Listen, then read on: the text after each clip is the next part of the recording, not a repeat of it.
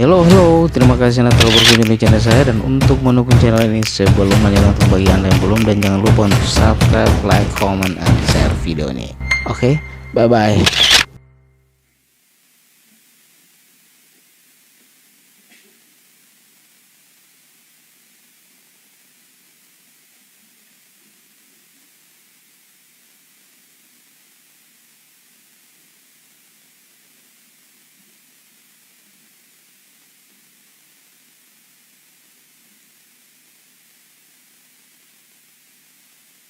Duc in altum, bertolaklah ke tempat yang lebih dalam.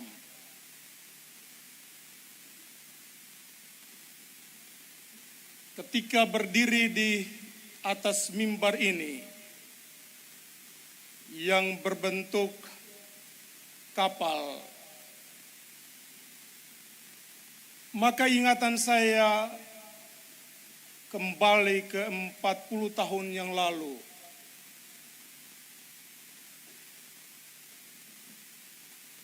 Ketika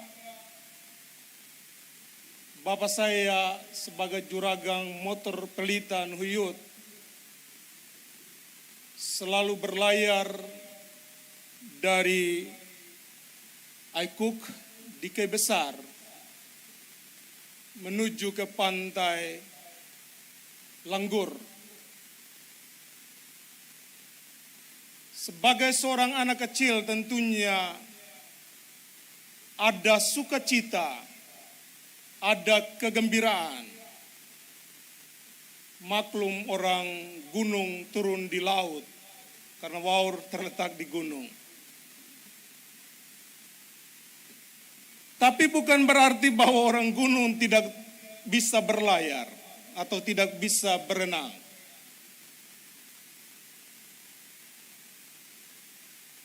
Kalau dulu saya bercita-cita untuk menjadi seorang juragan kapten kapal,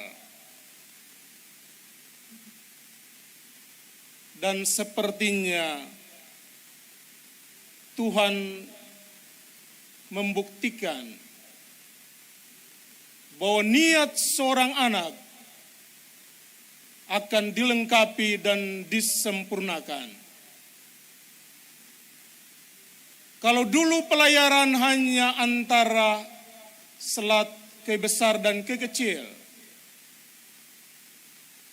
sekarang ketika saya terpilih menjadi Uskup Diosis Amboina, saya mengemudikan kapal yang besar, yakni Gereja Keuskupan Amboina, mulai dari Maluku Utara sampai Selatan. Pertanyaannya adalah, apa kekuatan seseorang ketika dia harus duc in altum, ketika dia harus bertolak ke tempat yang lebih dalam? Kalau lihat dalam moto saya dan logo yang saya gunakan, di sana ada laut biru yang membentang. Ada perahu yang berlayar di atas laut itu. Tapi di atas laut itu ada bintang. Dan bintang itu melambangkan Maria sebagai bintang laut. Mengapa sampai Maria menjadi bintang dalam logo saya? Karena bertepatan dengan tanggal 8 Desember, saya diumumkan secara resmi menjadi Uskup Diosis Amboina. Kecintaan terhadap Maria adalah kekuatan. Cinta seorang ibu tak pernah pudar, walaupun kita anak-anaknya kadang berlaku kurang ajar terhadap mereka. Ini adalah bulan Mei, bulan Maria. Karena itu datang kepada Maria adalah jalan yang terbaik, jalan yang terpendek, jalan lurus menuju Yesus putranya.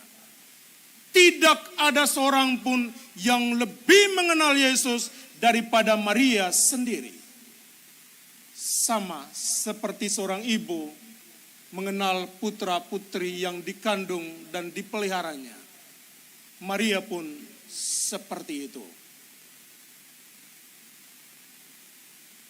Dan perahu yang saya kemudikan di atas laut yang biru itu adalah perahu Keuskupan Amboina.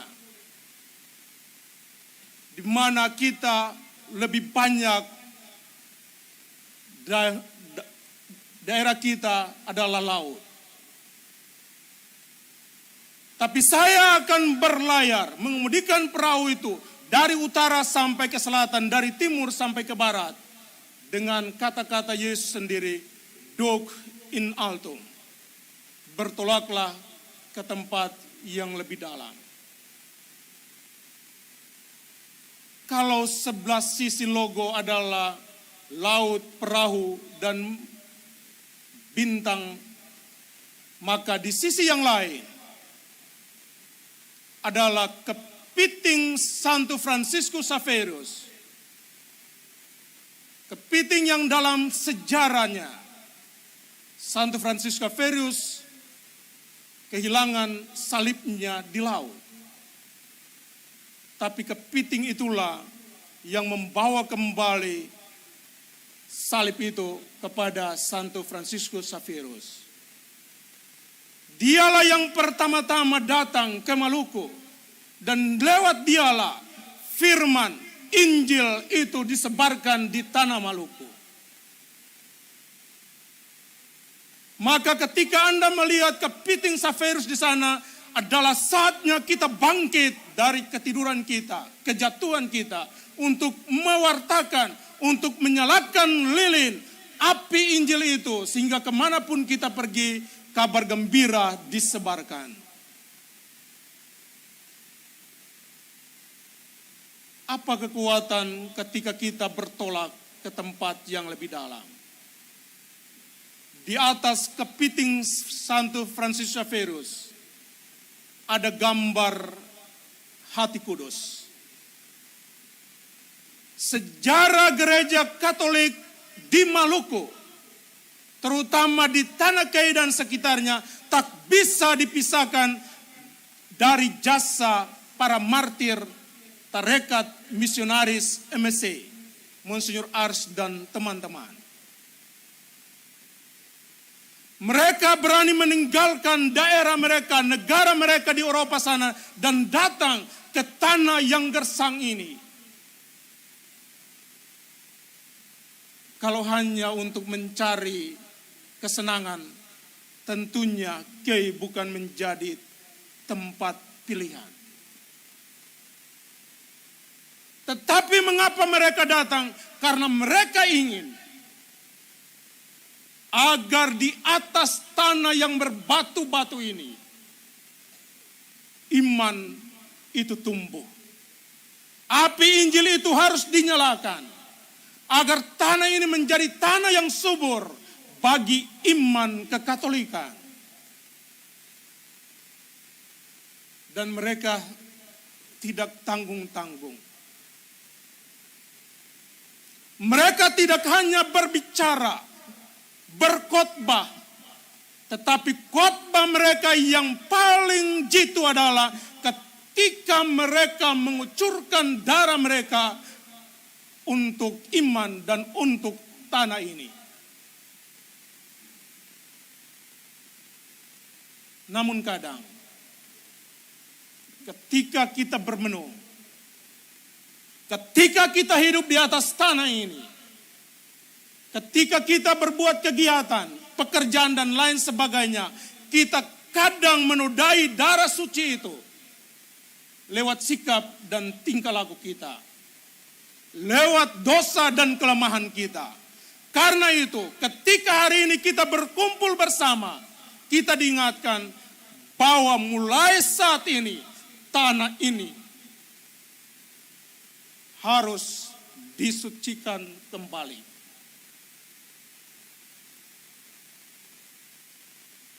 Jubah dan baju-baju kotor karena dosa kita harus dicuci, dibersihkan, diputihkan.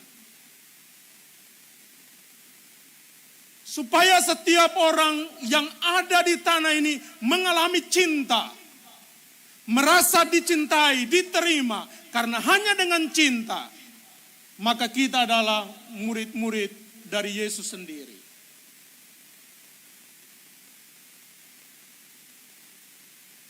Yesus sang guru cinta. Tidak hanya mengatakan aku mencintai kamu, tapi dia rela untuk mengorbankan nyawanya demi saudara dan saya.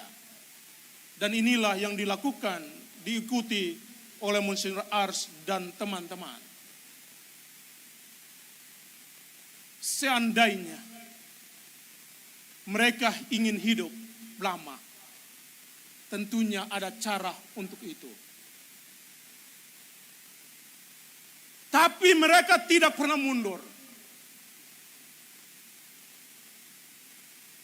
Ketika mereka melihat senapang, senjata, peluru yang siap untuk dilontarkan kepada tubuh mereka, mereka tak pernah mundur.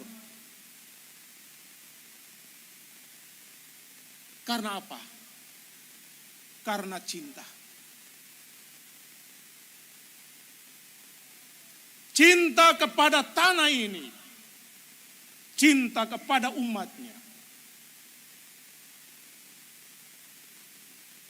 Karena itu, jika Yesus telah mati untuk kita, jika Monsignor Ars telah mati dan kawan-kawan telah mati, mengucurkan darah mereka untuk kita, bukan agar kita mati untuk mereka, bukan. Tapi agar kita hidup. Kita hidup untuk apa? Hidup untuk saling mengasihi, hidup untuk saling mencintai, hidup dalam kedamaian, hidup dalam kerukunan. Karena kadang di atas tanah ini, perkelahian antar kampung terjadi, pembunuhan yang sadis terjadi di atas tanah ini. Monsignor Ars tidak meminta darahmu. Tapi dia meminta semangatmu. Dia meminta cintamu. Dia meminta perjuanganmu. Dia meminta pengorbananmu. Hari ini ketika kita semua berkumpul. Kita berkumpul karena cinta Tuhan kepada kita. Maka hendaklah cinta yang sama mendorong kita semua untuk pergi duk in altum. Pertama-tama bukan keluar, tapi ke hati kita masing-masing. Bertolaklah ke hatimu. Bukan hanya pikiran semata, mata melihat lalu kita posting sesuatu. Kita bicarakan orang lain punya busuk. Tapi selalu kembali ke hatimu. Duk in altum pertama-tama harus kembali ke hatimu yang menjadi pusat segala cinta. Pusat segala pengampunan. Di sanalah kamu akan temukan itu. Dan tentunya, ketika kita mendengarkan kata-kata Tuhan sendiri, duk in altum, bertolaklah ke tempat yang lebih dalam dan tebarkanlah jalamu. Kekuatan Anda, jalamu adalah cintamu. Jalamu adalah kata-katamu. Jalamu adalah sikap hidupmu. Kalau kita terus-menerus berkelahi, bertengkar karena batas tanah dan lain sebagainya, lalu di mana orang lain bisa melihat cinta di dalam hati kita, di wajah kita, tidak pernah mereka temukan. Karena itu perayaan hari ini menjadi perayaan di mana kita merayakan cinta Allah kepada kita yang tanpa syarat, yang tanpa batas. Kalau Allah, Tuhan mencintai kita tanpa batas, maka adalah tugas kita untuk bertolak ke tempat yang lebih dalam. Tebarkanlah jala cintamu untuk semua orang, sehingga semua orang yang melihatmu, mereka melihat Allah. Semua orang yang mendengarkan kata-katamu, mereka mendengarkan kata-kata Allah. Dan setiap orang yang hidup denganmu, mereka merasakan ada kedamaian, ada sukacita, dan penghiburan. Hari ini, siapapun Anda, apapun kelemahan dan kerapuhanmu, bahkan dosamu pun sekalipun, tidak pernah mampu untuk membatasi aliran cinta Allah kepadamu. Anda hari ini dipakai oleh Tuhan untuk bertolak ke tempat yang lebih dalam, untuk menebarkan cinta itu, untuk membawa kasih pengampunan kepada orang lain. Jangan pernah katakan saya tidak bisa. Karena sekali Tuhan memanggil dan memilihmu, Dia jugalah yang akan melengkapi, menyempurnakan. Ketika Anda berada di tangannya, dalam kasihnya, maka Anda akan dibuat menjadi sarana alat cinta kasih untuk dunia. Saya berharap dan berdoa, semoga ketika kita kembali dari perayaan ini, ke kampung kita masing-masing, komunitas, ke rumah kita masing-masing, yang kita bawa adalah senyum, yang kita bawa adalah cinta, yang kita bawa adalah pengampunan, yang kita bawa adalah kasih sayang kepada orang lain. Anda pasti mampu untuk melakukannya. Semoga demikian. Amin.